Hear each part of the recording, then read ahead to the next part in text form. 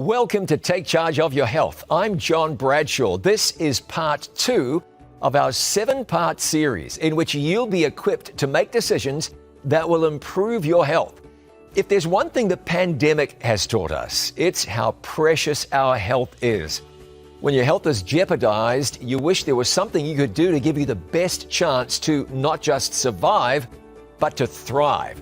So let's thrive together. Welcome to Take Charge of Your Health.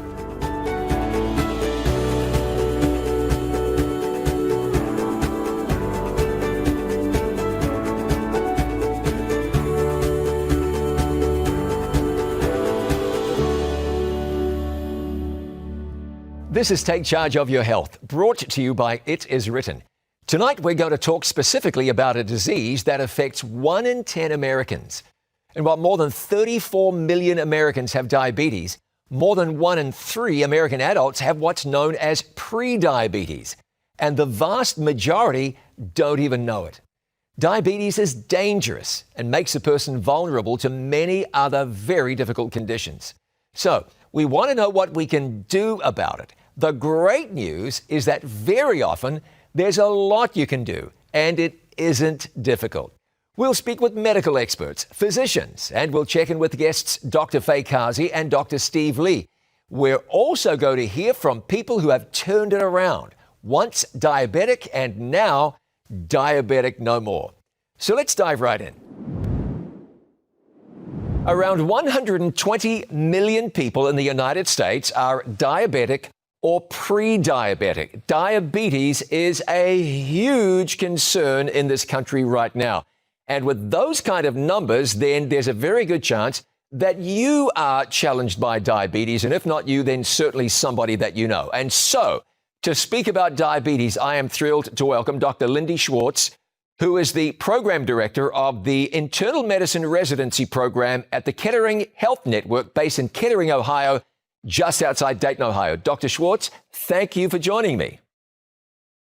Thank you for having me, John. It's a pleasure to be here. And Dr. Wes Youngberg is a lifestyle medicine specialist. He has his own clinic in Southern California, and he's one of the founding directors of the American College of Lifestyle Medicine. Dr. Youngberg, thanks for being with us. Great to be with you again, John. All right, let's talk about diabetes. I want to start with you, Dr. Youngberg. I'm going to start right at the beginning. What is diabetes? Well, I've been treating diabetics for over 30 years, and what I always like to say in lectures is diabetes is having a blood sugar that's so high that it actually leads to serious metabolic complications, primarily heart disease, kidney failure. It can lead to nerve damage, amputation risk, and that's why we want to make sure that we're checking blood sugars early enough so we never get to the point where we have those complications. Dr. Schwartz, diabetes, it doesn't just come in one flavor. So there's type 1 diabetes, type 2 diabetes. Can you talk about what each one is? What's the difference between one and the other? Yes, thank you, John. So, there is type 1 diabetes and type 2 diabetes. It turns out that type 1 diabetes only represents about 5% of the people who have diabetes. And then type 2 is the majority, about 95%. So type 1 diabetes generally happens in people who are young children, although there can be a second peak later in life.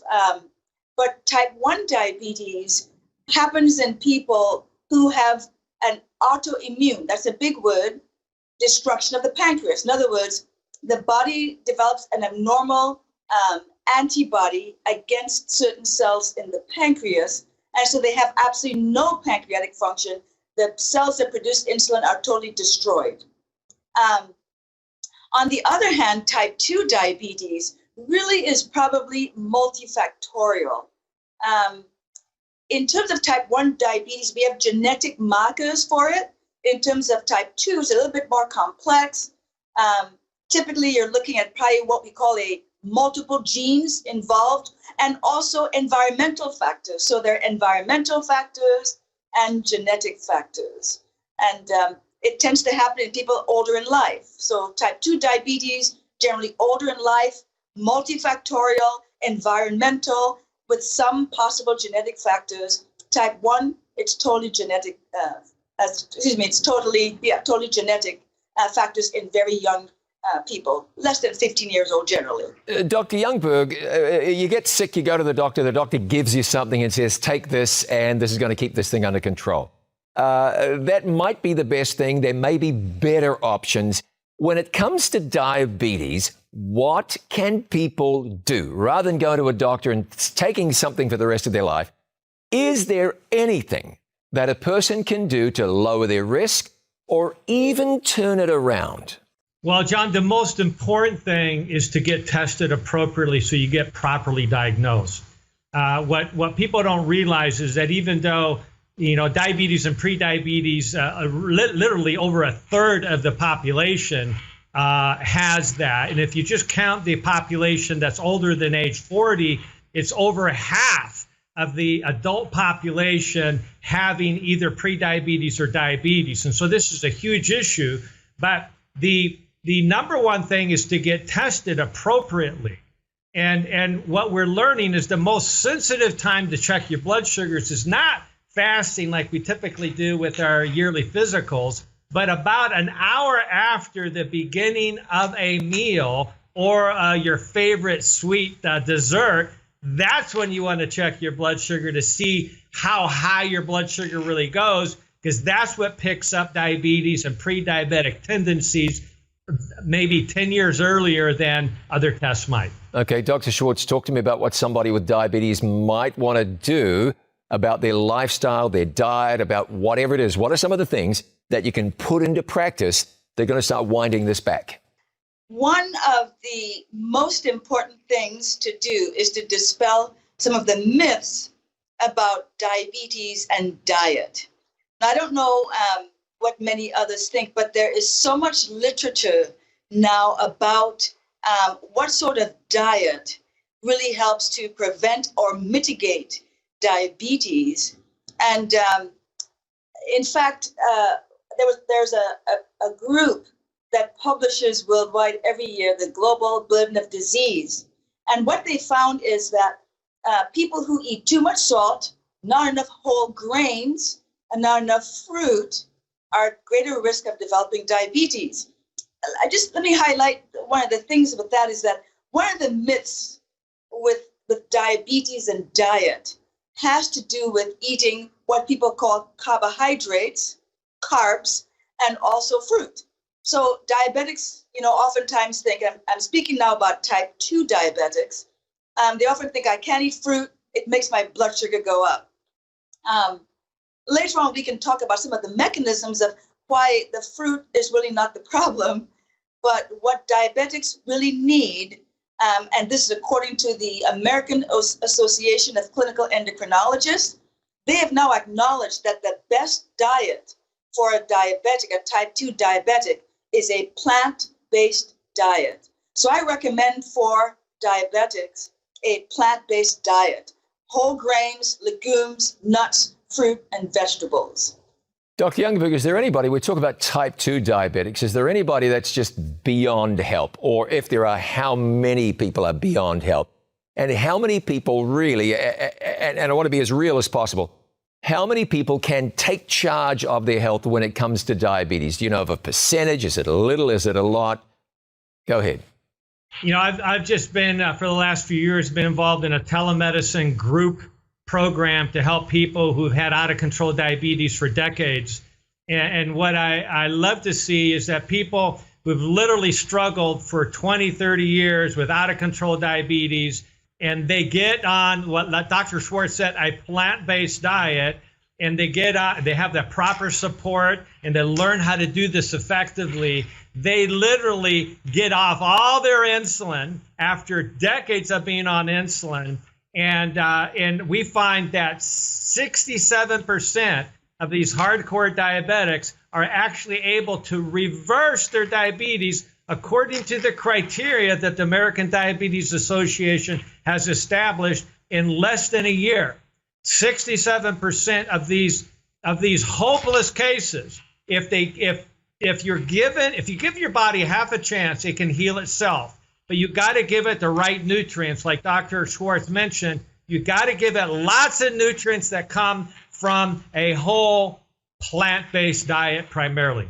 Okay, so Dr. Schwartz, the person who's getting their diet from the local burger place and the other pizza shop, what actually happens inside the body to cause or to drive diabetes? If you're eating foods otherwise, what takes place in there? You know, people always think if you eat sugar, you get diabetes, and that causes the insulin resistance. The fact of the matter is, the greatest thing that causes diabetes is processed meat.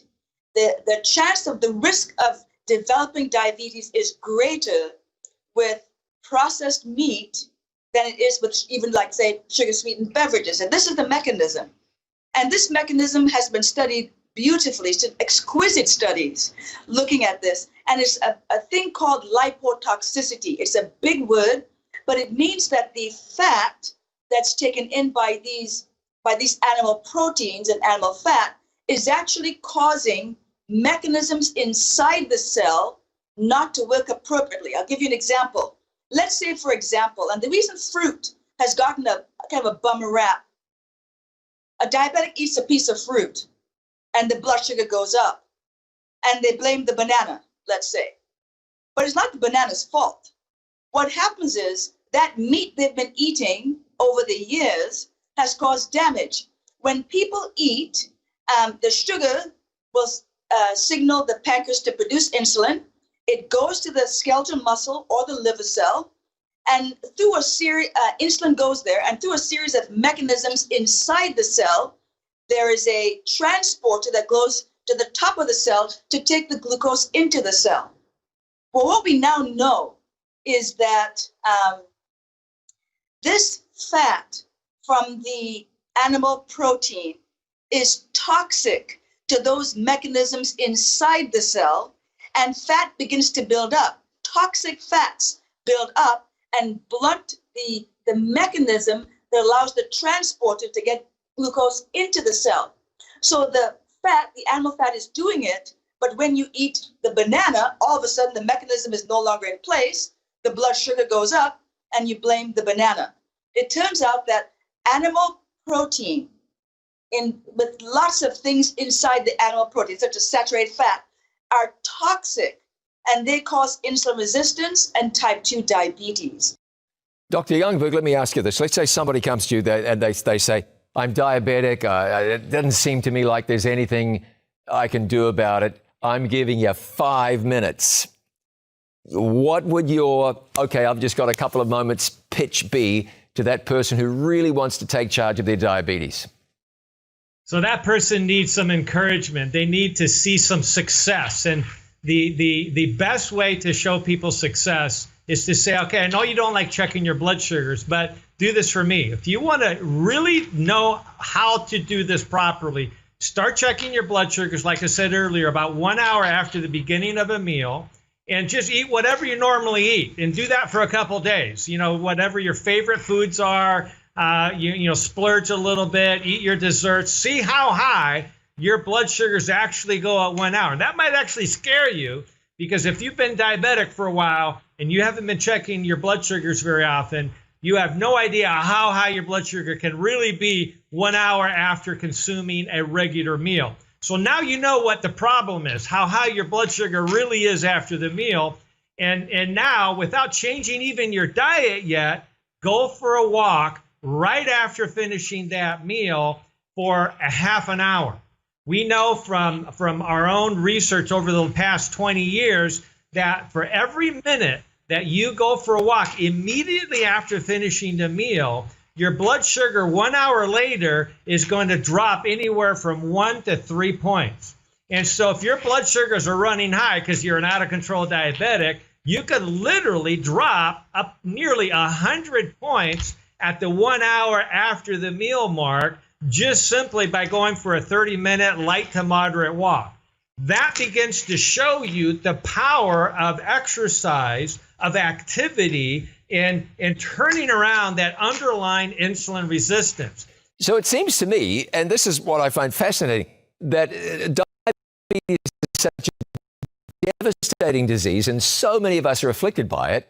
But what you're saying, Dr. Schwartz, I'd like you to comment on this. What you're saying is that the path to great success is really the path of some pretty simple steps. Is that really the fact? Yes, that's absolutely the fact, John. Let me tell you, interestingly, if you ask somebody, what is the best way to prevent diabetes? And Dr. Youngberg is absolutely right. I believe in exercise and a plant-based diet. But let's say they ask, what kind of food helps the most? Would it be berries or cruciferous vegetables or whole grains? And people will probably say cruciferous vegetables or fish or whatever. And it's the whole grains. And it's so simple because there's something in whole grains. It's called cereal fiber that really improves the body's ability to respond by producing more insulin. And so cereal fiber does that. Additionally, it produces these short-chain fatty acids that really improve the body's ability to produce insulin response. So it's very simple. Exercise, whole grains, and fruit. That's really, it's about as simple as it gets. Let me ask you this. So if I want to get more whole grains in my diet, what do I do? What should I be eating? A whole grain has the bran, the germ, and the endosperm. So when you go to the store and you try to get the loaf of bread that says on it, whole wheat or 7 grain, look and see if the first word on that package is enriched or bleached, or if it says whole. If it says whole, that's what you buy. So legumes, beans, lentils, whole grains, quinoa, all those kinds of things, rice, brown pasta. Those are some simple things. You don't have to quit eating pasta, but eat the whole grain pasta, the brown rice, and those kinds of things. Very simple. Beans and rice, is just a wonderful way to get whole grains. Dr. Youngberg, you've been working with people with diabetes for many, many years now. So where do we find motivation? Because you and I both know there are people thinking right now, yeah, and there's even someone thinking, I've heard it all before. Okay, but we want to get somebody, out of their chair and into the kitchen and preparing something decent or into their walking shoes and taking a walk around the block. What do you find is the best motivation to help people say, okay, I can do this. This can become a reality in my life? Well, John, a lot of people think that they're just too old, that they've had this too long, and that it's really too late, and therefore they don't have any hope. And so what I see as my job as an educator and a lifestyle medicine specialist is to show them that there is hope. And so we show them examples of a patient I had recently who 5 weeks before his 90th birthday was diagnosed with out-of-control diabetes. And he said, I'm going to reverse this, show me how. And he did it in 5 weeks. We have the documentation. And then he went to his 90th birthday and he celebrated and said, look what I did. And he did it by doing the things that we've been talking about, going to a 100% plant-based diet. And in his case, he decided to do 2 meals a day. He stopped eating late at night, stopped snacking whenever he felt like it. And he started going for a 45-minute walk after breakfast and a little walk after lunch. And it was just transformative. And when just 5 weeks, his hemoglobin A1C had gone from 7.2 all the way down to 6.2. And then 3 months later, his hemoglobin A1C, which is that caramelization factor, that glycosylation or glazing of sugar to proteins that we measure on a regular basis to see what the average blood sugar problems are. And that came down under even the pre-diabetic cutoff, which is 5.7. And that was 6 years ago. He's now 96 years old, and he has a hemoglobin A1C of 5.1%. It's better than most college students. And so never think that you're too old. Fantastic. So encouraging. It's obviously accessible. It can be done. Dr. Wes Youngberg, thank you very much for joining me. Good to be with you, John. Dr. Lindy Schwartz, it's been great having you. Thank you so much. It's been wonderful. Thank you, John. I'm joined now by Phil White. He's joining me from Simi Valley in Southern California. Phil, thanks so much for joining me. A pleasure to be with you today, John. You've got an incredible story. We're talking about diabetes. You were advanced stages of pre-diabetes, but something happened. Okay, walk me through where you were, what happened, where you are now. I know it's going to be a great story. Well, certainly, John. I mean, there are a lot of details to this, but I'll just give you a thumbnail sketch. Basically, life had gotten out of control for me. As you mentioned, I was in the advanced stages of prediabetes. I was in a situation where I was severely overweight. I was in actually class 3 diabetes. I was considered to be morbidly obese. I weighed nearly 290 pounds, and I had high cholesterol. My cholesterol was out of control. I was on blood pressure meds. That was life. And the interesting thing for me, John, is I want to tell you that I have been a vegetarian for a number of years, and even to the point where I was largely vegan. But I came to learn a number of things about my lifestyle and my dietary habits. There are a lot of things that have the label vegan on it, but they're not healthy for you. And so I kind of started learning my lessons that I was going to have to make some lifestyle choices and changes if I was going to be different. And you know, I heard that other people could do it, and I thought, okay, why not me? Because I was not happy with the way I was. I was not happy with being severely obese. I was not happy with having low energy and all of those sorts of things. So I just had a reality check and said, hey, do I want to be in a situation where I'm in poor health as I'm heading into retirement years and not be able to enjoy the vitality of life? So that was the reality check for me and the point of choice where I knew that I had to make some changes. So what did you do? What changes did you make? How did that play out in your life? Well, I think there were a number of factors for me, John. First of all, I saw that other people were able to make choices. And so I told my wife, I said, Jan, we've got to make some changes. We've got to do some things. And at that point in time, we joined a Diabetes Undone program that was under the direction of Dr. Wes Youngberg and his video presentations. And the more we got into that, the more we could see, hey, we can do this. And so things started, pounds started falling off. Talk to me about that weight loss journey. Well, it wasn't long before when I started eating right and making healthy choices that I could see this process taking place in my life. Just to give you a point of reference for this, John, I had actually been exercising quite a bit. As much as my physical health would allow me to. I was exercising 3 times a week. I was going out to the park with a friend, and we were working out there in the park. And in a period of 4 years, I lost 15 pounds working out hard. I mean, hard. I didn't change anything else but exercise. And there are so many people that have this thing wrong. They think that exercise is the key. I actually discovered 4 points in my life that would make the difference for me. Number 1 was what I call engage. I had to engage my mind. I had to make a trip to my mind to realize that I could make these kinds of changes that between the years. That was the first thing that needed to happen for me. And once I made that choice, I recognized that the next thing I had to do is I needed to start eating right. Because it's, as they say, it's 80% what you eat and 20% what you do. The pounds started coming off. And you'll be interested to know that it took me, just exercising alone, it took me 4 years to lose 15 pounds. In 4 weeks of making these lifestyle changes, I lost my next 15 pounds. And when I saw the train leaving the station, I said, you know what?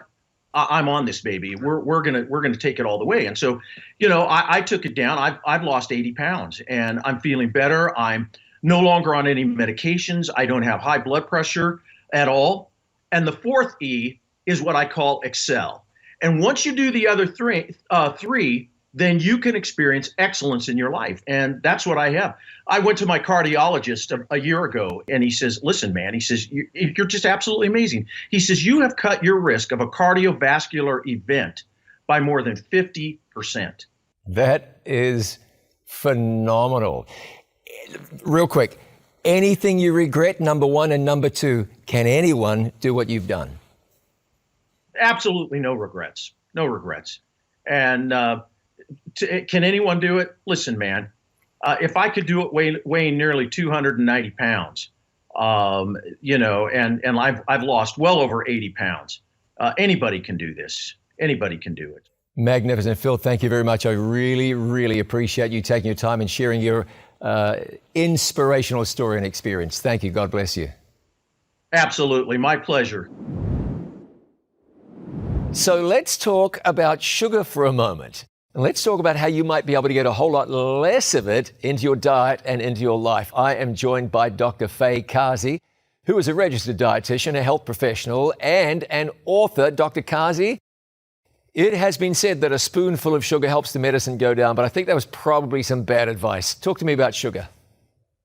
Yeah, so actually sugar in and of itself isn't a bad nutrient. There are some good things that are attached to sugar. And though that statement does say that a spoonful of sugar makes the medicine go down, fruits and all forms of fruits have a good amount of sugar in it, but it's attached to vitamins and nutrients and enzymes that help to metabolize and digest and give us energy. So in that context, sugar is a wonderful thing. It's when we extract sugar from sugarcane and from different types of foods that provide us sugar, and we consume that in concentrated amounts, that's where the problems begin to arise for us. Okay, let's talk about how we can get a little bit less and how we can avoid some of the pitfalls that can be associated with sugar. Yeah, so one of the best ways to limit your consumption of sugar is to stay away from drinks or to limit the amounts of drinks that are very concentrated in these sugars. So a good example is sodas. Cutting soda from our diet and replacing it with different types of water that could be flavored. And I like to do this myself. It's called spa water. It's where you add slices of strawberries and berries and mint and maybe a slice of lemon, and you let that saturate in your water. And the great thing that you can do with this also is you can add different types of natural sweeteners, stevia from the stevia plant. You can actually take stevia leaves, and you can find this at most health stores, and you pluck those and put them inside that water and just let it seep in the water for a day in your fridge with these fruits, and it can actually produce a delicious tasting water that's free of concentrated amounts of sugar. It is not hard to imagine how too much sugar can be a little harmful for people. As a matter of fact, I have a can of something here, a popular soda that contains 51 grams of sugar. Now, admittedly, this is a 16-ounce can, and the typical can is 12 ounces, but it's also very typical for people to drink more than one. So in this 16-ounce can, 51 grams of sugar. So what I'm going to do, Dr. Kazi, is take my spoon and my sugar bowl and put the 17 teaspoons of sugar into this cup, and we'll see just how much sugar that is. But I don't want to stop you from carrying on because you're sharing some really important stuff. Go right ahead. Yeah, so that is definitely a game changer when you actually can visibly see the amount of sugar that's being poured into your drinks.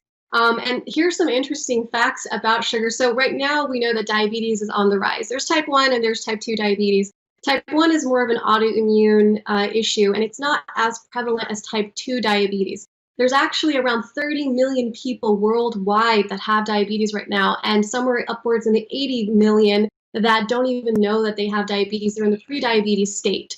And so what you want to do is limit the amount of sugar in your diet so that you can help to control your diabetes. Now, there's lots of different ways of doing this, but one of the best ways, of course, is to stay away from foods that are very concentrated in those sugars and focus more on a whole food plant-based diet. You can have your fruits and you can have foods that naturally have sugars in them as long as it's in the context of this whole food plant-based diet. For example, if you want to have an apple, you can, but you can only eat so many apples. If you eat 2 or 3 apples, you're a champion. So the thing is that these sugars are attached to a lot of water and fiber, and that tends to fill us up and expand in our bodies and make us feel full so that we don't need those extra calories. So sugar, again, is not bad as long as it's attached to nutrients. Sugar that is extracted and put into, for example, sodas or sugary drinks or candy, the problem there is what we call that empty calories. So it's giving you calories, but they're empty. There's no nutrition attached to it. So we really want to learn the techniques of focusing more on plant-based ingredients when we're cooking our foods and preparing our desserts even. And you can use natural sweeteners like dates. I love using dates, and even maple syrup in reasonable amounts can be a lot more effective because they, again, are attached to nutrients. Okay, so I'm done with my sugar experiment, my sugar bowl, and so forth. And here's the amount of sugar that was in this one can. Can you see? That's a gargantuan amount of sugar. And when you are consuming this one can, now kid, this is a 16 ounce as opposed to 12 ounce, and we're going on 3 grams to a teaspoon, some would say 4. It doesn't make a whole lot of difference. This is a colossal amount of sugar. So you drink 1, 2, 3, 4 of these things. It's no wonder that children climb the walls. I don't think anyone's going to say you must never, you might say treat yourself. Others might take umbrage at that term. But, you know, you can cheat a little bit and say this is for a dessert, this is for that. But when it becomes the major part, when it becomes a lifestyle, well, we've already heard from people tonight about what happens then. Sugar. So do you have any final parting words of encouragement for us, Dr. Kazi? Did you know the amount of sugar that we're eating right now is quite shocking in comparison to the 1850s? In 1850, your average individual was consuming about 20 pounds of processed sugar throughout the year. 20 pounds. You know, you can kind of break that out into per day levels. But right now, we are consuming on average 160 pounds of processed white sugar every year, just to kind of help put it in perspective in case there's someone there wondering, oh, I'm pretty sure I'm not drinking or having that much sugar. That just gives you a little idea of what the average person is consuming. Fantastic. Dr. Kazi, thanks for helping us to see how life can really be sweet. Appreciate you taking your time. You're welcome. It is time for frequently asked questions on the subject of diabetes. And so I'm glad to be able to welcome back Dr. Lindy Schwartz. She is the program director for the Internal Medicine Residency Program at the Kettering Health Network based in Kettering, just outside of Dayton, Ohio. And alongside her is Dr. Wes Youngberg, who is a lifestyle medicine specialist with his own clinic in Southern California, one of the founding directors of the American College of Lifestyle Medicine. Dr. Youngberg, let's start with you. Frequently asked questions. When somebody asks you something about diabetes, what's the burning question and how do you answer? The burning question, John, is, hey, I'm hearing all this information about the paleo diet, and if I just stay away from carbohydrates and eat more meat, that I can get rid of my diabetes. And so I suggest to them that, yeah, you may be able to lower your blood sugars temporarily by doing that, but at what cost? You see, the whole point of treating diabetes should be improving your health, should be improving the health of the organs that are damaged by diabetes. And we know that a high meat diet in particular is really bad for the kidneys, one of the organs that takes the brunt of the damage of diabetes. And I have had many patients who have come to me after going on a paleo diet or a high animal protein ketogenic diet. They have really blown out their kidneys. Their glomerular filtration rate has dropped precipitously to the point where they're close to requiring kidney dialysis. They come to me for answers, and I say, completely throw that diet out, get on 100% plant-based diet, and all of a sudden the kidneys start regenerating and getting their function back. The inflammation goes away, and the glomerular filtration rate starts to go back up. And many times I see that reverse to the point where they don't even have any level, any stage of chronic kidney disease. And I know what somebody is thinking. Somebody is thinking, well, that's a lot to ask. But I tell you what is a lot to ask. It's a lot to ask a physician to take your leg off at the knee if that limb can be saved. It's a lot to die young. So this certainly isn't too much if you are serious about reversing a pretty significant health challenge. Dr. Schwartz, what is a question you are frequently asked, and how do you respond? You know, diabetics have been told for such a long time that they have to have a low carbohydrate diet, that when I tell them that the low carbohydrate diet is not the best for them, that in fact a high carbohydrate, low fat diet is best, they become concerned about that. And then they also want to know, when I recommend the plant-based diet, is where do I get my protein? People are really stuck on protein and they want to make sure they have adequate amounts. Then I have to explain, that the legumes and the beans and the whole grains and the vegetables are full of wonderful protein that the body can use, and there will be no deficit. Dr. Youngberg, what's another frequently asked question on the subject of diabetes? You handle these all the time. What are people asking you? Well, the problem is what I'm concerned about the complications. And as you just pointed out, John, I just recently had a patient today even whose brother died after saying, I'm not going to do dialysis anymore. I'm tired of doing dialysis. And so, some people, the only reason they are alive is because 3 times a week they spend 4 or more hours at a dialysis center getting their blood dialyzed because their kidneys no longer work.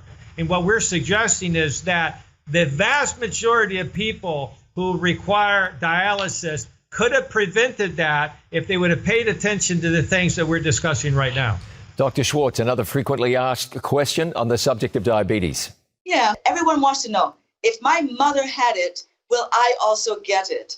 And I just tell them that the risk is greater, but it can be prevented by doing some very simple interventions. So that's a very common question for me. Understandably, and that's a wonderful answer too. Dr. Youngberg, we've got time for another one. The challenges are that so many people have prediabetes, and I suspect 90% of the people with prediabetes have no idea. And so when patients come to me, I encourage them to get tested broadly. So don't just get the standard test. Ask your doctor for the 2-hour glucose tolerance test, which has made a strong resurgence in the last year because of research at the City of Hope Hospital documenting that everybody should really get that test to see how at risk we all really are. Dr. Schwartz, I'll give you the last word. Is there another frequently asked question? And if there is, I suspect there is, how do you answer? Many people are afraid about the complications. They're afraid about blindness. It's very, very common. So blindness, and I tell people that they need to have their eyes checked frequently. They're also very worried about their feet. How can I protect my feet? And the lifestyle changes are so dramatic, but vision problems scares everybody. The kidney is so insidious sometimes, although it's a major issue, that the eye problems people are going to get, they always want to know, how can I tell? What am I going to notice in my vision and so forth? And I just instruct them to go to the ophthalmologist, get the annual checks that are recommended, and then really begin to affect their diet and so forth. It's interesting that you can really do a lot by just doing preventive changes. It prevents these complications from happening, the eyes being one of the top ones. Fantastic. I want to thank you both. Dr. Lindy Schwartz, I appreciate it. Thank you so much for joining me. Thank you, John. It's just been wonderful. Thank you so much. Dr. Wes Youngberg, as always, it's great. Thank you so much for sharing your time. Good to be back with you. John Steffens joins me now. He joins me from Southwest Florida with an incredible story of a remarkable turnaround in his life. John, it's really nice to have you. Thanks so much. Thank you very much for having me, sir. Tell me something about your experience with diabetes. It had you in a pretty tough place. It did. It's something that I never thought I'd have to battle with. But last year, I found myself in an emergency room because my sugar was off the charts, probably over 600 milligrams per deciliter. And I was having blurred vision. And I noticed the same thing in my fingers. And I had a little bit of VCD going on back then. I had kind of sleeping, and sleep apnea was part of it. But so I knew how to do something different. So what did you do? You had a number of factors taking place there, and you made a decision. What'd you do? It turns out that there's a wellness center run by Adventist organization. It was a very loving place, and I was fortunate enough to have the privilege of going there for 3 weeks. And they showed me some really practical skills it was an all-around healing center. It wasn't just the physical aspect of things, it was spiritual, mental, emotional, and they really put me on the right path. What sort of changes did you make in your life? Obviously, I had to change my lifestyle, such as nutrition, and I had to put in a regular exercise routine, and a little bit about stress management there that they taught us, and different basic coping skills. So how bad were things, and where do you think you'd be today if you hadn't sort of got on the program? Well, for one thing, I'm not so sure if I would still have my sight, and I know that maybe extremities would have been an issue, because a lot of people who have advanced diabetes conditions, they end up losing limbs. But since then, I have educated myself quite a bit and actually have specialized in that area, and I've been teaching in that aspect as well at my church when I started the health ministry there. That's fantastic. How quick was the turnaround? How long did it take you to see improvement? At UG Pines, 10 days, I no longer qualified with the symptoms of a diabetic, with the criteria that I fit under. I no longer fit in that category in a matter of 10 days. Hold on. So you had tingling in your extremities, you were losing your sight, you had blurred vision, all this stuff, and after 10 days, you could say, I'm no longer a diabetic. Well, the medical profession tells you that once you have diabetes, you always have it. But what I say is I no longer qualify in the criteria of a diabetic because my blood sugar has changed, right? And all the things that they measure diabetes against no longer fit into that picture. So this was type 2 diabetes. It's important to point that out, adult onset diabetes. So each day when you start a new day and you want to remain in this pathway to good health, what are the sorts of decisions you're making on a daily basis? Once you receive the education, which UG Pines did give me, it gave me the basic tools to be able to look at food and nutrition in a different way I was looking at it, realizing that there are consequences for those decisions for each bite that I choose, whatever food that I was going to take in. That I'm either going to go back into that mode of diabetic, or I can continue to stay well if I choose the right food and the right lifestyle. So let me ask you, is that some great sacrifice? You look at I don't know, a donut on the one hand, and on the other hand, something that doesn't look like a donut. Are you saying, man, I'm missing out on this great food? Or are you looking at it another way? You have to reprogram the way you look at food. So when you see that donut, there's nothing beneficial other than the temporary enjoyment at that moment in time. But there are repercussions coming right behind that, because I know where it will lead me. Okay. And you're enjoying the direction you're taking now? You learned to like sort of new foods, the healthier foods, or is it a struggle? Oh yeah, I never had an issue as far as learning to like the food of plant-based nutrition, which is basically what I am now. It's sometimes when you're around the people, even within the church, believe it or not, there are people who don't necessarily make good, nutrition choices and lifestyle choices, and so. They offer things to you, and it is a temptation for a moment, but you have to realize that you have a different type of education now. You can make a different choice, a healthier choice. Let me ask you one more question. You look ahead now. How is the life that you see in front of you different to the life that you saw in front of you a couple of years ago? It's night and day. It's a difference between a bleak future where your health is being questioned. You're looking at potential, bad health results there, and possibly even death down the road much sooner. Now you're looking at, okay, this is conquerable. Now you can have a bright future so long as you stay on the path, and you can go in anywhere, really. John, it's a fantastic story, really encouraging, very, very inspirational. What a turnaround. Thanks so much for taking time and sharing with me. I appreciate it. Thank you very much. When you don't customarily exercise, even the idea of exercising can just about fill you with dread. It's easy to find reasons not to exercise, but there are so many compelling reasons why you ought to. Well, we want to make it simple and something that you look forward to doing. To talk with us about exercise, here's Dr. Steve Lee. Thanks, John. Let's talk about jogging or running. Running as a form of exercise has become extremely popular over the past several years, with over 7 million Americans signing up for races just last year. Physiologically, our bodies are designed for long-distance running. And over long distances, humans can actually outrun most animals. In fact, there are several races every year where people run against horses, and the winner switches back and forth. Running, just like walking, requires almost no equipment, and some people actually run barefoot, but most people will want a good pair of running shoes. And while it's fun to run around a track or on a scenic trail, you can also just run around your neighborhood. Make sure you pick routes that are safe and avoid heavy traffic or other dangerous areas. Running is a high-impact sport, and this may sound bad, but high-impact sports are actually very important to build strong bones and muscle.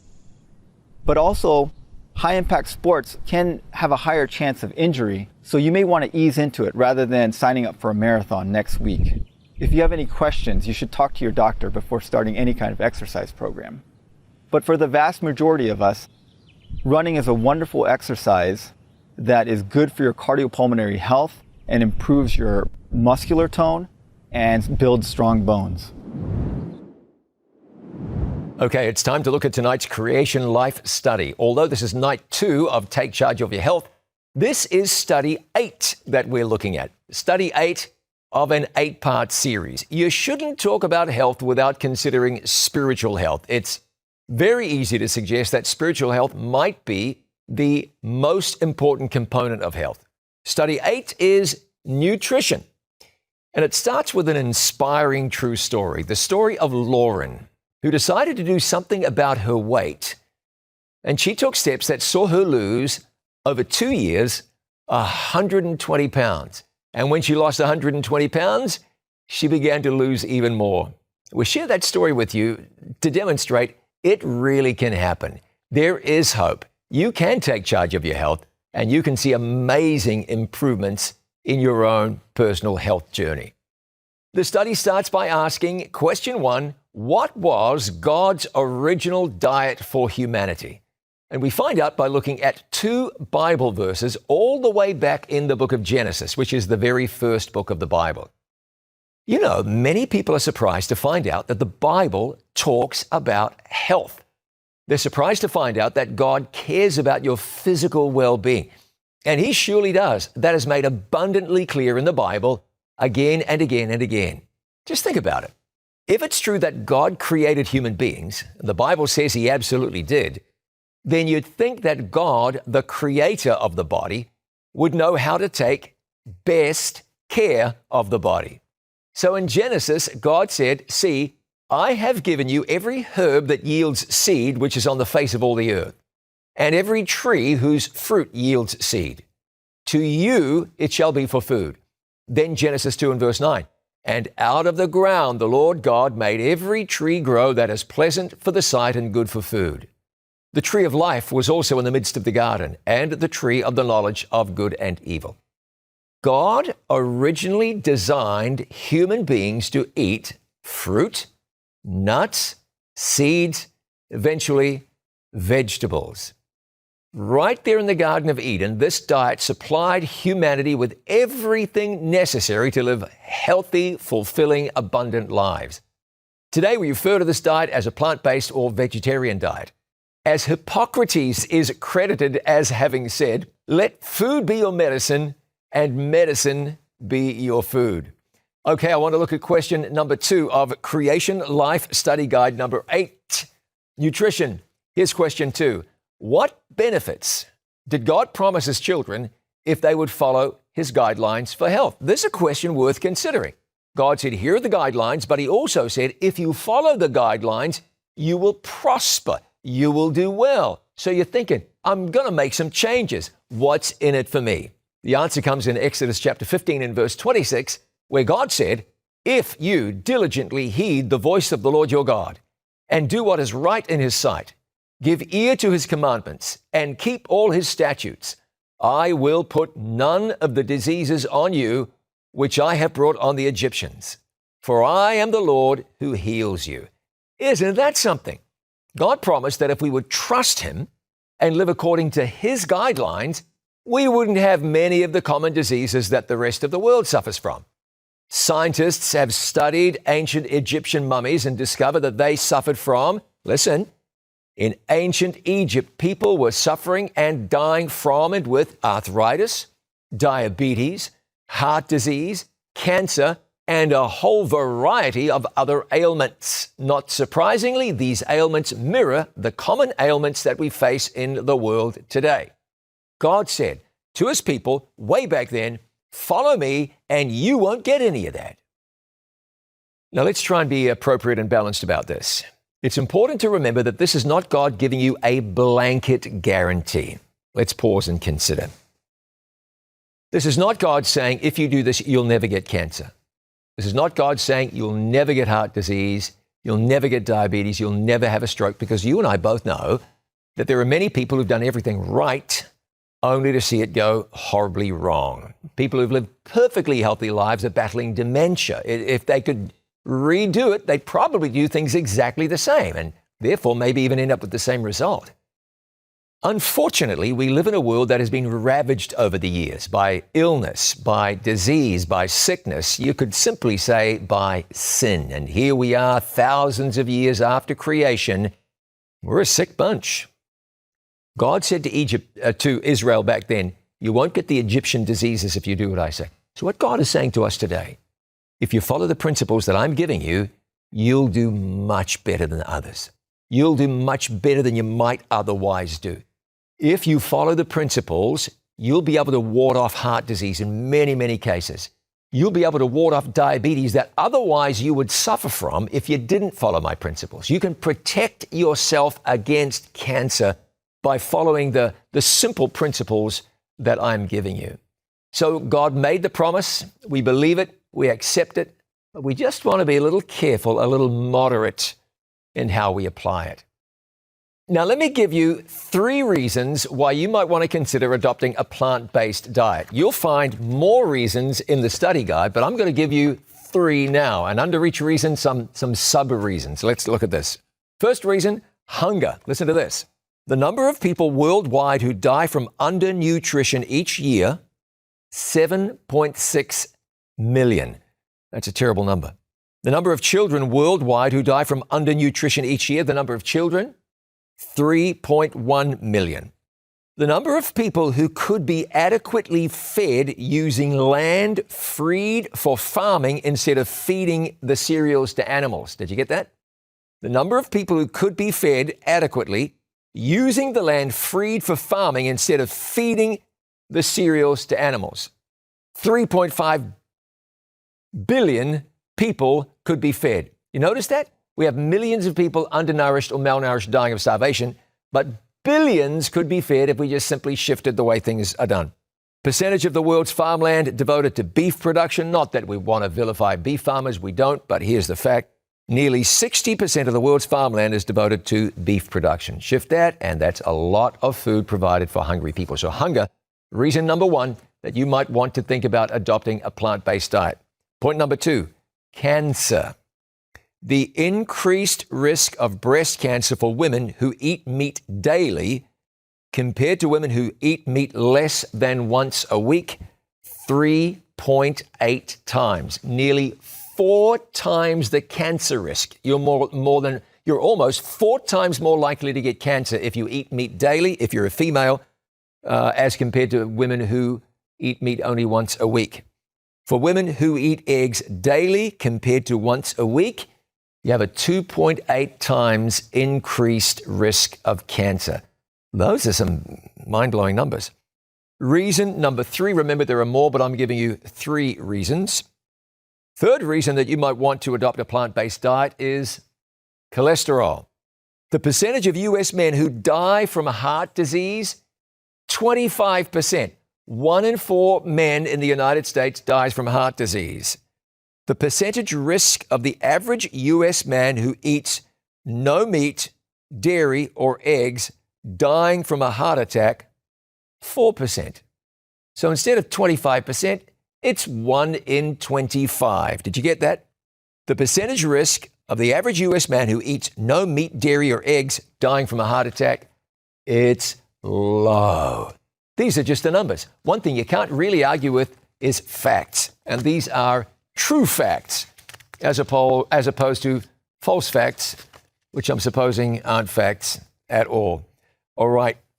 The guidelines here given from God, by God in the Bible, they go on and they're really helpful and very practical. But I want to look at this question here, and I believe it's question number 6. Does God care about how we treat our bodies? How about that? Does God care about how we treat our bodies? Look at what God says. This is in 1 Corinthians chapter 10. Therefore, whether you eat or drink or whatever you do, do all to the glory of God. Eat in a way that honors God. Evidently, God does care. There might be a way, evidently, to eat or drink that dishonors God. Can you imagine what that might be? Probably not that hard to imagine. As a matter of fact, this is kind of like what you read in question 3 in the same study guide. So I want to read question 3 for you. What guidelines can we follow to eat in a healthier manner? There's a good question. Ecclesiastes 10 and verse 17 says, Blessed are you, O land, when your king is the son of nobles, and your princes feast at the proper time, for strength and not for drunkenness. Just think, how often do you eat for strength? How often do you eat saying, this will be good for me? It's very common for people to sit down and eat some junk and say, well, this part will be good for me, but think about the rest. Oh no, God doesn't want to wring all the fun and enjoyment out of your life. He certainly doesn't want to take all the fun and enjoyment off your plate, but it's really important that you figure out what real fun and real enjoyment is. Fun and enjoyment is living longer and doing well. There's nothing fun or enjoyable about dying young or living with diseases that you can avoid. Let me suggest this to you. And that's, if you want to make some changes in your life and you want to see God do great things in what you're doing, go to God, pray, and say, Lord, help me, guide me. And you know what? He'll absolutely do it. Here's what I'd like you to do. Go to takecharge.life, takecharge.life, and you can download this resource. You can also there watch again this presentation if you missed part of it, if you'd like to watch it again, and you can share it with somebody else and say, hey, you too can learn how to take charge of your health. Tomorrow night, you are going to be encouraged and blessed, and you are going to learn how you can take charge of your health. I'm looking forward to seeing you with more in part 3 tomorrow night of Take Charge of Your Health. See you then.